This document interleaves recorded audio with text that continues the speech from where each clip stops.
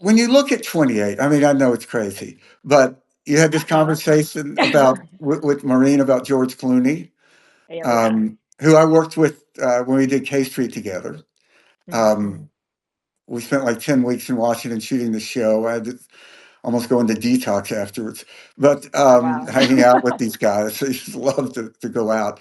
And I love the guy, and I Yeah. think he's an extraordinary uh, voice and presence. And I'll give you a little insight into Clooney. When he had this regular Sunday afternoon basketball game at his house, we'd play basketball and then watch a movie. Mhm. And I got invited to come over once. And I thought there'd be people there like Brad Pitt, all these, big stars. His regular basketball crowd was the crew from ER. I love it. This this was who we hung out with. These were Yeah. guys that he had taken to Italy, bought Yeah. motorcycles for. I mean, I just thought that was so Yeah. telling about, who this He's guy a great really is. guy. His father was my professor at school, actually, Nick Clooney. He was a journalist. I didn't And realize that he was that. I mean, I yeah. know Nick. I'll tell you a funny story. I was in the airport when we were doing K Street with George and his dad, Mhm. and all of these people started to come over. And his dad said to George, this just happens to me. And he assumed that people were coming to him and not his son, because he had been famous as a Yeah. anchor Yeah. in that area. He married Miss America. His people Yes, very more family. I mean, it's fascinating. yeah. He did And say that though. He joked with us all the time about what his obituary would be like, and he said that his obituary would start with the first line would be the long list of people around him that that were way more famous than him, and then it would start. And I was like, oh, crush. yes, I He know. was so self-deprecating. It was sweet. You know what I mean? He's a really lovely person. Um, George is making a lot of news right now. Yeah, I mean, I haven't seen Good Night and Good Luck, but I'm going to. Oh, good. Um, and have you seen it? No, I haven't. I Yeah, haven't seen it. I had a little back and forth, and he says, man, it's amazing. We're getting like 1,600 people a night, and people are standing up and cheering afterwards. That's great. Um, Yeah. and he is so modest. I don't know if you read his bio he put in Playbill, Mm-mm. where it said George Clooney last did a equity show in 1986 with the Steppenwolf uh, uh, theater program, has not been on stage since 1986. So buckle up, it could be a wild ride. Oh, Which it's I cute. thought I was love just it. so like Yeah. perfect. But I think it's amazing what he's done, and I think he could run and Mm. do well. All of these things that we would have said might limit someone like George Clooney. Hmm. The fact that, he's had a few girlfriends, the fact that, he's had this sort of big life and, not exactly, never served in the military, never had a sort of traditional, I mean, what we thought was a traditional American. One thing about Trump, say what you will, he has just blown all that to smithereens. Um, and I do I, think the one thing holding him back is the mystery around his life. So that's so interesting. because Trump, this is why I think a podcaster could be the next president. So the reality television Interesting. wave brought in Trump. You felt like you knew Trump. You were with him at work. You followed him around. You wanted, people saw his life. He exuded wealth. He's everywhere. You know everything about Trump. There's no mystery about him, right? That was not he was not about the mystery. He was just all about him and being everywhere. With It's really celebrities, they interesting. like to have mystery. So as Hmm. much as like you think you don't know that much about George Clooney, and so He he's is got this. very private. He's very private. Yeah. So there's no intimate connection. Like I like George Clooney. I watch him on TV. I think he's handsome. He's good. He's charming. He's debonair. But I don't understand his. I don't know his worldview. All I know is he's a lifelong Democrat. I know that I know that we know about a little bit about him and why he penned that op-ed.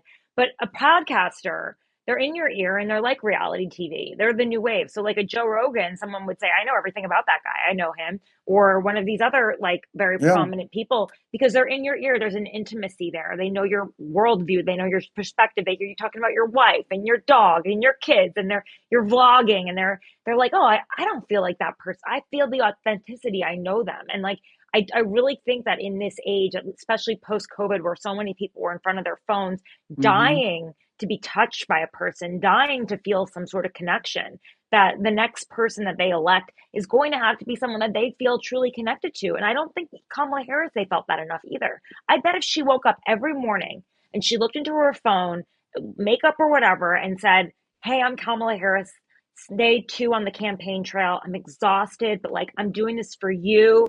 Doing what AOC does. Yeah, AOC did that. she does She's like, that. Yeah. you're cooking with AOC. You're all around her. You're following her. You know her. Like that. They put Kamala on a pedestal, which is what people want in some ways. But there's something also like vulnerable about Trump, the way how he's so out there, and he's like tweeting all the time. At like, what he's doing at 5 o'clock at night, and he's dancing and he's being weird, but people don't care. Like Yeah. we're post that. We're post staging. Nobody wants staging anymore. And so I think like what may have been like the Reagan That's like very slick, interesting. like I see it too with my social media. If I put something up that's produced, no engagement. If I do just like a hey, oh my god, breaking news, I just learned this, engagement is through the roof. People, Wow. if you had it, even just think about this yourself. If you were going to watch an interview, who's your favorite actor? Who do you like love and just want to sit down and watch interviews with or hear from? Well, George? yeah, say George. Okay. Yeah. Would you rather watch an interview where I'm sitting across from George in a studio? We're perfect. He's looking perfect. We're talking to each other. It's being shot. There's cuts. Or would you rather if it was like George in my house and he's like, we're just kind of hanging You're out hanging and out. we're just riffing and there's no hanging out. You want to see George in like in the flesh essentially because it feels like real. And I think this is what our generation wants. Like this is what the next gen wants. They don't want a veneer. They want Well, more. this is so interesting because in all these presidential campaigns I worked in, I think that the presidential campaigns are a terrible way, the way we've traditionally run them, of letting people know what the person was really like. I Yep. mean, the reporters who hung around with George Bush had a very different, starting in 1999 down in Austin, and everybody moved to Austin to do it. They had a very different view of Bush than reporters who just covered him outside of that. And it was very difficult to communicate that. And that was really true when I worked for Mitt Romney. And I think Mm, people have a much better sense of who Mitt Romney is now as a person for a lot of reasons. I think if you worked for John Kerry, you probably were incredibly frustrated that he was portrayed a certain way and he was really a different way. yeah. Um, so I think what you're saying, it really is very interesting that people really do want that connection. It's And just they like get, it's and what you were saying about Bernie, they get that with Bernie, that he's real, oh yeah. you know? The guy hasn't bought a like suit in a million I years. love that He's sitting story, the there guy. like this with his in the Yeah. cold with his gloves. Like he doesn't give a fuck. Like that is what it's all about. They to to a, to people who feel like they have been misled and lied to and are just Yeah. dying for some authenticity. I mean, you could also do a campaign by way of like having a videographer or vlogger following the person around and posting every single day. And like honestly, that would probably be even more effective than going and doing crowds.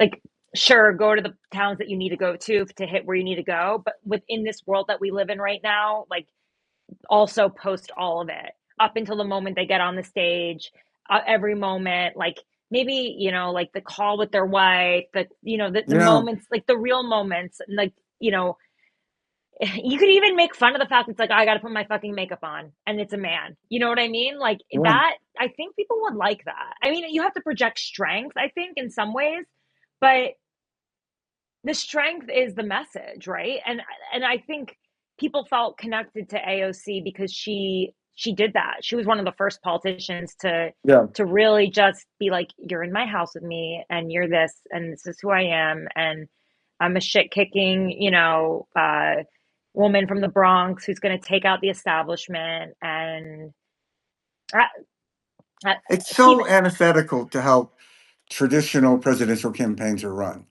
Because, I talked to Democrats who run campaigns in this, one thing we all had in common was we became control freaks. We wanted to control everything about the campaign.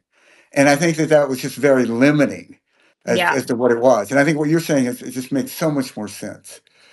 So yeah. look, As long as they're good, as long as they're people that are okay with that, because some people shrink at the yeah, idea of if it's exposing not their life. genuine, yeah, Yeah, if it's because if not they're genuine, it would never feeling work. like exposed, but Yeah. the fact is that there's such little trust in the business, in politics, that it's almost like that's the thing about Trump. It's like he can do things and people kind of like give him a little bit more of a benefit of the doubt because they Hmm. think he's either joking, he's either not serious about it, he's making like that's what Maureen brought Yeah. up, that he's kind of funny, so they're gonna give him the benefit of the doubt. Like you have to like there there's something about it, but the truth is that most politicians, they get into the business because they make sure that they don't say anything wrong to alienate Yeah, it's anyone really true. ever. And so it's against everything they've ever learned. So you kind Yeah. of have to um pluck someone who's not, Yeah. who doesn't give a shit, who's basically like, this is fine, I'm doing this my way. You don't even need a big staff. Fuck the polls. I see Yeah. what I see. And I mean, no one pulled, Trump did not take any advice. I mean, he took it. Actually, he took advice. That's actually not entirely true. He does go around a room and ask people questions. He actually does. Like, he does ask people. He asks, like, aides would tell me that. Even like younger aides, they'd be like, he asks them, like, what do you think about this? What do you think about that? But he's, at the end of the day, like, he's pretty confident. And that's why he does what he does. Now, is it always right? No. But his his voters, who are people in my family, like they're riding it with him for a little bit, you Yeah. know? I mean, I'm afraid to ask them what they think because I think I'm like, you're obviously looking at your bank accounts, you're looking at your retirements, and it can't look good. But Yeah. I I love wonder how what in happened to the Social Security though. And I'm wondering yeah, about with that that, though. yeah. But I love how Yeah.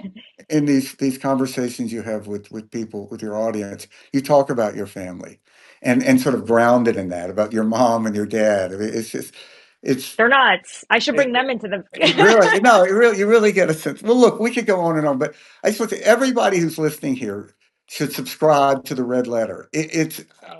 It's one of the few things I read every day and look at Thank every day. you. And the Thank podcast, you. Somebody's Got to Win. It's it's really unique what she's doing, and Thank you. we need to support this.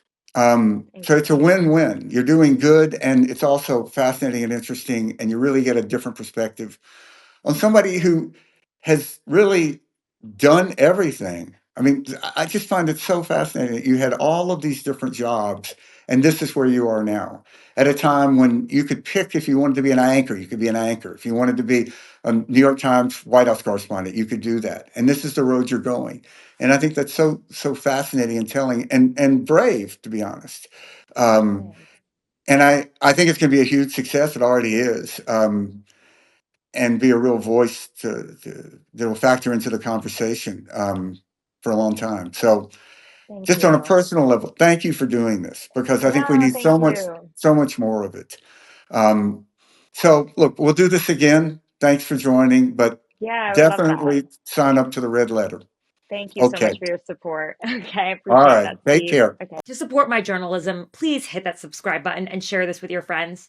To get my reports first and straight to your inbox, consider becoming a subscriber to my newsletter, The Red Letter, at tarapalmeri.com. You can also become a VIP member of this channel, or even go a step further if you have the means by donating to my GoFundMe page. You can find it in the description to the show. See you again soon.